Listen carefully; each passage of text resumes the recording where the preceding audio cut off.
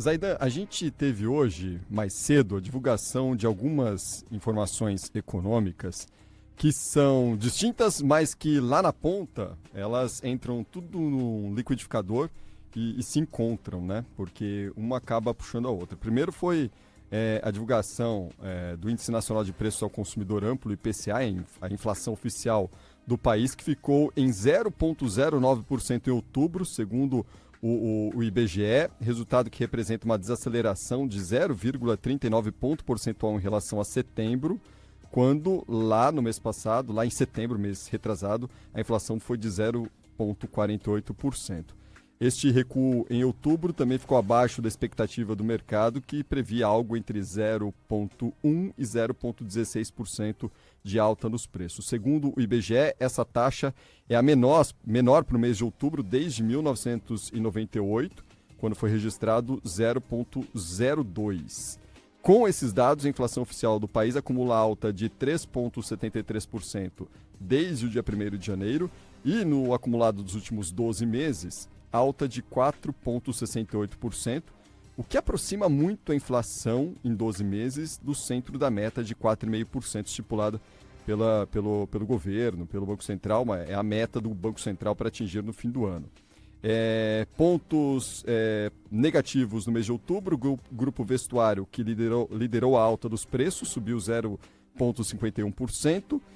Em compensação, a energia elétrica puxou para baixo o IPCA, que terminou nesse patamar de 0,09% em outubro, né? Por que uma coisa puxa a outra? Porque, ao mesmo tempo, a gente teve a divulgação pelo Banco Central da ata da reunião do Comitê de Política Monetária da semana passada. E ali o Banco Central explica sobre o que aconteceu de fato, detalhadamente o que aconteceu ali naquela reunião, o ponto de vista do Copom para essa condução da política monetária em busca do controle da inflação aqui no país. De modo geral, o Banco Central entende, o Copom entende que o controle da inflação através dos juros elevados tem se mostrado uma ferramenta eficaz. E aí um detalhe que me chamou muito a atenção e destaquei aqui para a gente, viu, Zaidan? Segundo o Copom, mantém-se a interpretação de uma inflação pressionada pela demanda e que requer uma política monetária contracionista, ou seja, de juro alto, por um período bastante prolongado. Ou seja, Zaidan, sem indicar de fato quando a gente vai começar a ter uma redução dessa taxa Selic, a taxa básica de juros do país, que hoje está em 15%, o maior patamar em quase 20 anos, viu? Pois é, e essa informação que o Alan Marcel coloca aí na tela, a inflação recua. Ou seja, se a inflação recua e a Selic é mantida onde está, isso significa aumento da taxa real de juros. Esse é o resultado imediato. A taxa real de juros está maior, porque a inflação recuou e a Selic foi mantida em 15%. Essa explicação que pretende ser justificativa, o cenário internacional incerto, o cenário internacional é permanentemente incerto. O Galípolo insiste com esse papo. Na verdade, isso é a festança dos rentistas, né?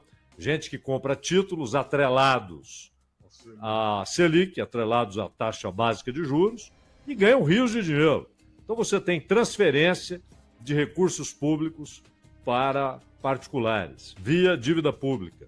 A dívida pública sofre impacto com o aumento da Selic, e a Selic teve uma sequência bárbara de aumentos que só em 2 ocasiões, por exemplo, subiu 1 ponto. Na seguinte, subiu 1 ponto, isso representou 110 bilhões de reais, 55 bilhões de reais a cada ponto de elevação. E aumenta a demanda por seguro-desemprego, por serviços públicos, por recursos públicos. E mais, encarece até ao ponto de inviabilizar crédito para setores como construção civil, agricultura, comércio, vários setores industriais.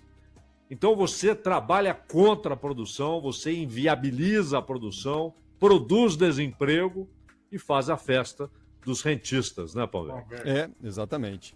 Ao mesmo tempo que, enfim, como você bem destacou, Zaidan, que a gente tem uma inflação caindo e vai se tornando cada vez mais injustificável para o Copom não começar a fazer um movimento reverso, pelo menos, né, aliviar um pouco essa taxa Selic, enfim. Todo mundo esperava que logo no começo agora de 2026 esse movimento começasse, mas pelo menos o que eu dei uma olhada hoje mais cedo nesses detalhes da ata do Copom, não fica muito claro não. Gera uma certa incerteza se de fato esse movimento vai começar a ser feito pelo Banco Central a partir da virada do ano, a partir de janeiro, se a gente de fato vai conseguir observar um recuo nessa taxa de juros que pode gerar uma sequência de efeitos positivos para a economia, porque de fato a inflação, apesar dessa sinalização do Banco Central de que a inflação ainda está pressionada, enfim, pela demanda, a inflação se mostra bastante, digamos, enquadrada, até mais do que imaginava há alguns meses especialistas e analistas do setor.